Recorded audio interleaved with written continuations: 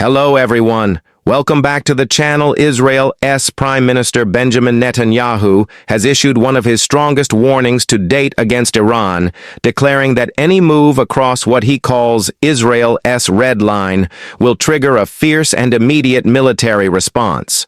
The statement came after a series of intelligence assessments suggested that Iran has continued to advance its nuclear program and expand its regional military presence, despite repeated international negotiations. Netanyahu's remarks were delivered in a televised address from Jerusalem. He emphasized that Israel will not wait for an existential threat to materialize. He stated that if Iran enriches uranium beyond agreed limits or positions advanced missile systems within striking distance of Israeli territory, the Israeli Defense Forces are prepared to take action at a moment's notice.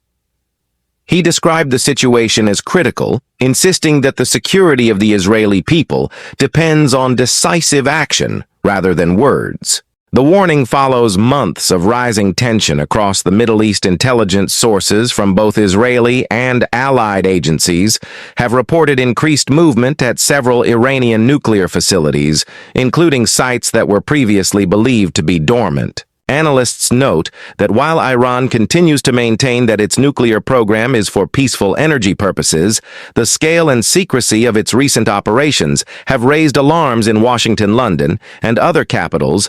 Iranian officials responded quickly to Netanyahu's statement accusing Israel of escalating regional instability.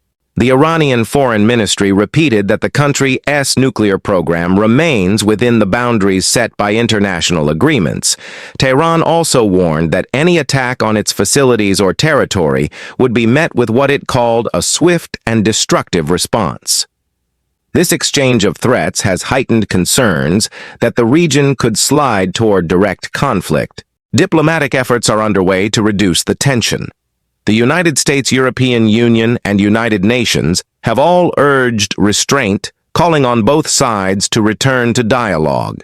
Diplomatic envoys from several Gulf states have also begun quiet conversations aimed at preventing further escalation. Observers note, however, that previous attempts at negotiation have often stalled when questions of nuclear capability and regional influence arise.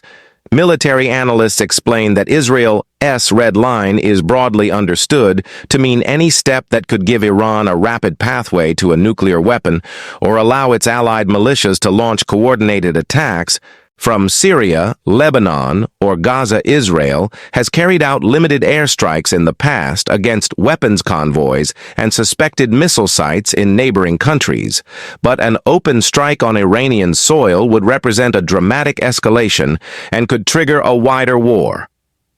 Inside Israel, public opinion is divided. Some citizens support a strong preemptive stance, arguing that waiting could invite disaster. Others worry that an early strike would draw the nation into a prolonged conflict with unpredictable consequences. Political commentators point out that Netanyahu faces both internal political pressure and external diplomatic challenges, making his decision even more complex. Regional powers are watching closely. Saudi Arabia, the United Arab Emirates, and other Gulf nations have historically opposed Iran's growing influence and have strengthened quiet security ties with Israel. Yet these governments also fear the economic and humanitarian costs of a large-scale conflict. They are urging careful consideration before any military move. In Washington, officials are weighing their options. The United States has repeatedly affirmed Israel's right to defend itself, but has also warned that an unprovoked strike could destabilize global energy markets and endanger American personnel across the region. Military cooperation between the two allies remains strong, and joint exercises have been stepped up in recent months, signaling preparedness without directly endorsing a strike. International markets have already reacted to the tense climate. Oil prices rose as traders anticipated potential disruptions to shipping routes through the Strait of Hormuz. Energy analysts warn that even a limited conflict could send shockwaves through the global economy, disrupting supply chains and driving up costs for consumers worldwide. Security experts note that a miscalculation by either side could spark a chain reaction. Iran maintains ties to armed groups in Lebanon, Syria, Iraq, and Yemen who could retaliate on its behalf. Israel, for its part, possesses advanced air defense systems and has repeatedly demonstrated the ability to carry out precision strikes far beyond its borders. Both sides have the capability to inflict significant damage even in a short confrontation. Humanitarian organizations are preparing for the possibility of civilian displacement and infrastructure damage across the region. Aid agencies have begun contingency planning to assist populations that might be caught in the crossfire should open conflict erupt. They stress that while governments debate strategy, it is ordinary people who will bear the brunt of any escalation. As the situation develops, the international community remains on alert. Diplomatic channels remain active, but the window for peaceful resolution may be narrowing.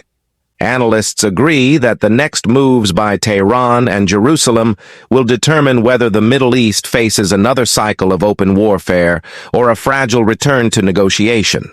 This is a developing story, and updates will continue to emerge as both sides decide their next steps.